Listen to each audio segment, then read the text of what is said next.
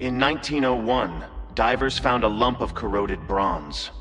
Inside that rock was a machine no one believed should exist. The device was pulled from the sea near a small Greek island, cracked, rusted, silent, but when scientists looked closer they saw gears, dozens of them, perfectly cut teeth, interlocking with precision. This was not decoration, this was engineering. And here is the problem. This ship sank over 2,000 years ago. When reconstructed, the gears revealed something unbelievable.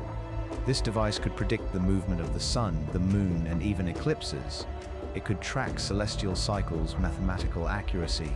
In other words, this was a computer, built in an age when humans were still thought to be using basic tools. Historians say complex gear systems did not exist until the 14th century. This machine is from the 2nd century BCE. That is a gap of 1,400 years. Who had this knowledge, and where did it go? No manuals, no factories. It is as if an entire chapter of human intelligence was erased.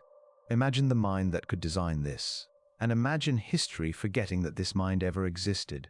If humans once possessed this level of understanding, what else have we lost? Now that you have seen this evidence, what do you intend to do about it?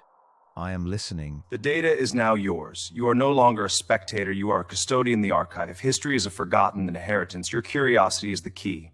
Follow the ORIONIS archive every week as we unlock the next chapter.